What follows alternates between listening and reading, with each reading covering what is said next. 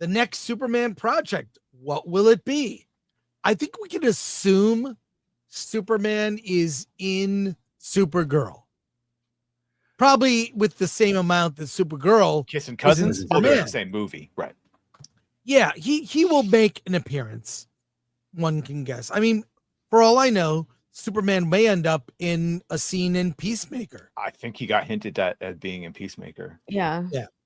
But let's take a look at this where he addresses the next Superman project. Story. Yes, fair enough to say. Totally fair enough to say. You have been cagey though in saying it's not being very cagey. Not exactly a Superman sequel per se. Here's what from the fan perspective, one of the regrets around post Man of Steel was we never got like another Superman adventure. Yes. Right? Henry didn't get his shot at another Superman movie. Yes, yeah. So make me feel better. Like it's Superman is very important. It's not like, and it isn't Batman versus Superman. It isn't. Okay. It's not world's finest Batman, Superman. Okay. This is getting touchy territory. He kind of paused there about world's finest. He's thinking, how do I answer this without giving it's not Batman versus Superman. Right. I think it's some take on world's finest. So what would that be? Not knowing what world's finest is. You don't know. It's just Batman and Superman teaming up. If you want to see the best version of it, go on HBO Max to the second season of Superman the Animated Series, and there's a 3-part, 20-minute episodes where Joker and Lex Luthor team up, and Batman goes to Metropolis hunting the Joker, and it's in an hour. They do what they will probably fail to do in 2 hours. So Superman 2 is Superman and Batman instead of Superman versus Batman. Well, we'll see. Realize he's doing what Snyder did. There's a little bit more here. It's not BVS, it's B and %S. Yes. Yeah. So okay, here we go. Sorry. This is intended to be the next one you direct. Is there a timeline and when you think we might hear about this? Yes. Sooner than later? Yes. Like this week? No. I like interviews where I just say yes or no. You're enjoying I'm going to do that. The next press tour, I'm just going to be, okay, everybody, only yes or no questions. It'll be so much less stressful. Well, that's pretty much it on that topic. This is, I mean, I don't know if we're going to go through all the animals. See, there it is. Yeah. But DC's doing a panel at Comic-Con, right? Are they? James Gunn is doing a panel at San Diego Comic-Con. In Hall H. It's on Saturday in Hall H, and he's being interviewed again by Josh Horowitz. Okay. Do you think people might be showing up at this interview? I think we will get a glimpse of Supergirl. We will see a Supergirl promo. They're already kind of ruining Comic-Con. Yeah. I mean, we'll get to it later. Kevin Feige did an interview where he announced a bunch of stuff. He might as well have done that. He should have waited and done that at Comic-Con. What's he doing? And we'll get to that Feige story in a minute. Right. But it sounds like he's revealing a lot of what's going to happen at Hall H. I mean, it wouldn't surprise me. And then the Avatar Fire and Ash trailer drops on Wednesday. And we're seeing it tonight. Yeah, we're seeing it tonight. We're seeing it tonight. Whatever. I'm just saying that they're kind of pivoting from waiting for Comic-Con and Hall H.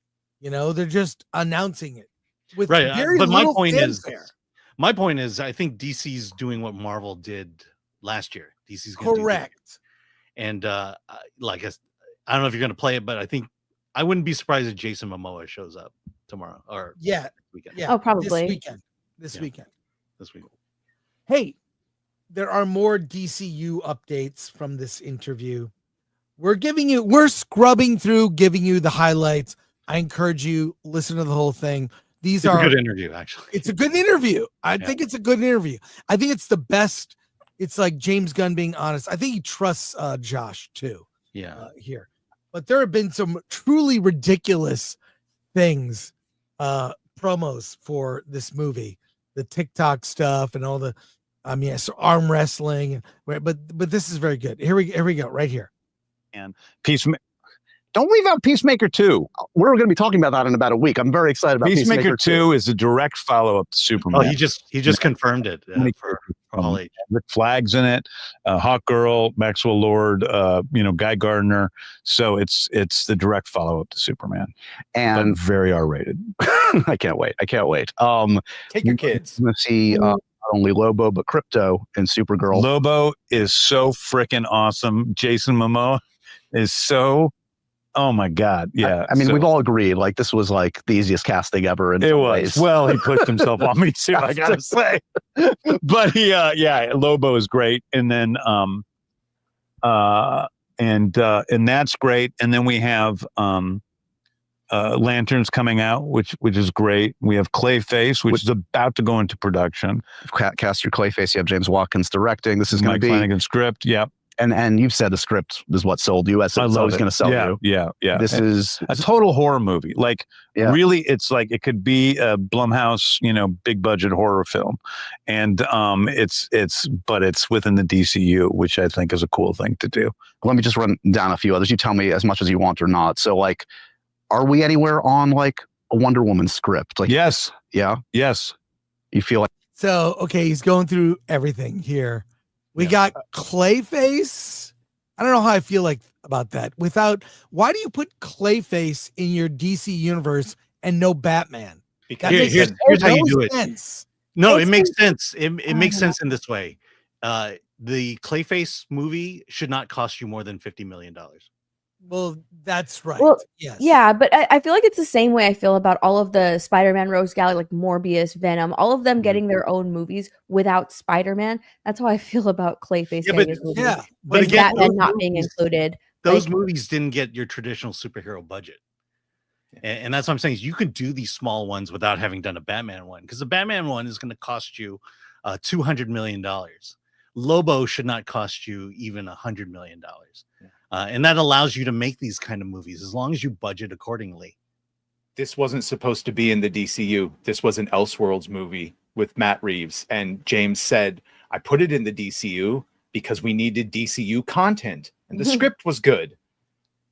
Yeah, it makes sense. I mean, if you have a good script, why not make that movie? Supergirl is being written by Anna Noriega because Norgetta or whatever, because it was apparently her script was amazing. It's so amazing they gave her Teen Titans. And that is apparently so amazing that James Gunn just confirmed today she's also writing the Wonder Woman script. Yeah, she's writing Wonder Woman. So now she's written 3 of the movies. Yes, and isn't she just like she wrote like 3 plays and a couple episodes of TV? She's not even. They must be amazing. But see what makes that different than Marvel is James Gunn demands a finished script before even going into pre-production. Yes. And look, she's writing a script. Yeah, and if it's a damn good script, they'll make a movie out of it. That's how it's supposed to work in Hollywood. Maybe she's actually a good writer. I don't know who this person is. I sure hope don't know their work, but the philosophy when it comes to Hollywood should always be: give me a great script and I'll make your movie. And if that's what she delivers, then by all means make her movie. Okay, I feel like inexperienced screenwriters end up writing like really bad movies, and I feel like so good. A couple of movies, and I can't recall what they were, but they weren't very good, and they came from like inexperienced screenwriters, and that's like kind of like a warning sign for me. Like, wow, she's like a playwright. She wrote 2 plays, and she's a TV writer. She's been in more as an actress than she's written. Yeah. Oh, but that's the thing is the mistake would be if she turns in a bad script to make the movie anyways. And from my understanding, Matt Reeves has finally turned in a script for Batman. Look, they have to be, not only do you have to produce a script before you make the movie, you have to produce a good script.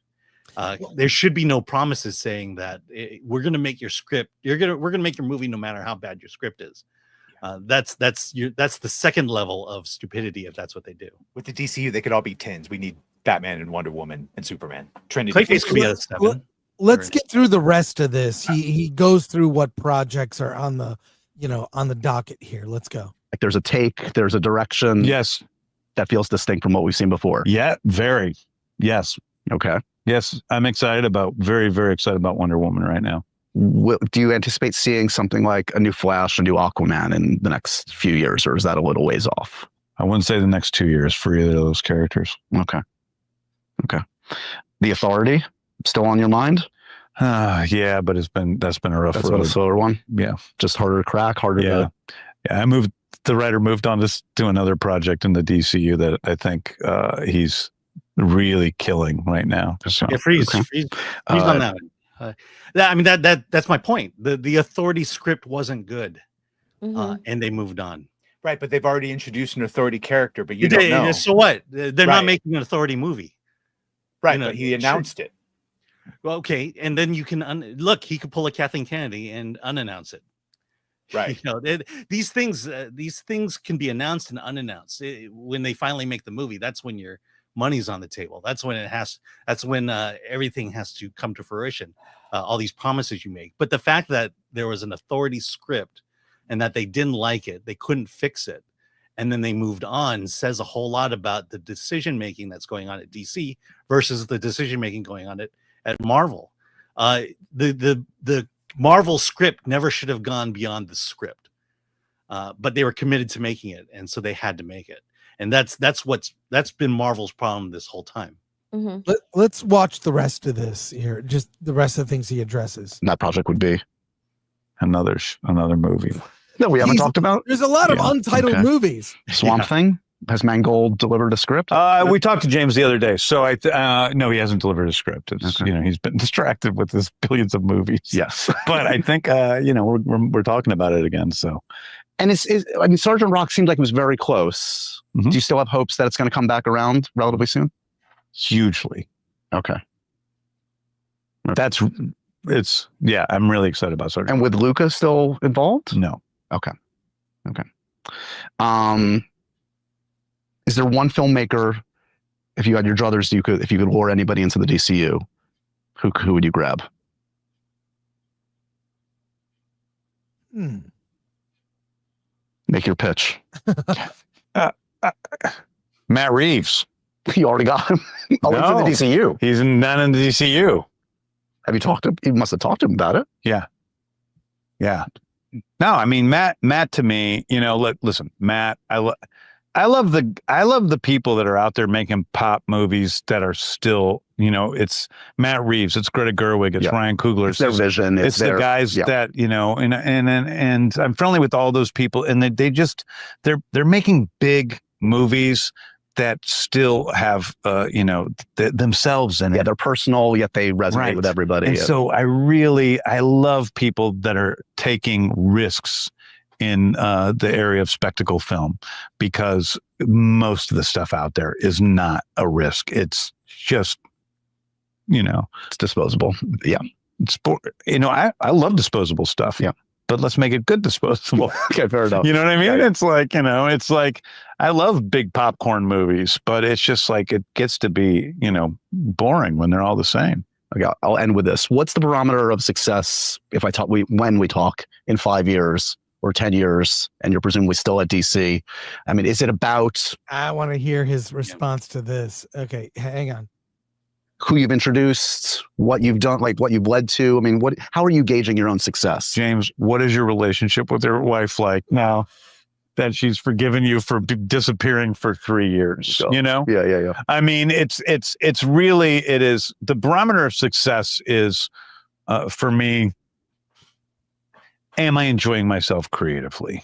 And I have enjoyed myself creatively over the past 3 years, but it's just been too much. I've done too much, which is like, it needed to be done. This is a kickstarting this whole enterprise. So I needed to do too much, but it was too much. And I need to balance out my life with my work. And then hopefully that will make my work even better. Right. And I'm not stupid enough to say, oh, if I love the movie, then it's a success, because it's not, it's not that easy. Yeah.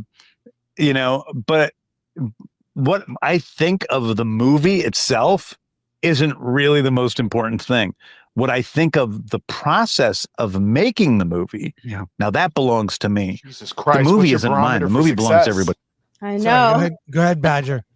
He's never answered the question. What is the barometer for success? It sounds like he's admitting, in a way, he spread himself too thin.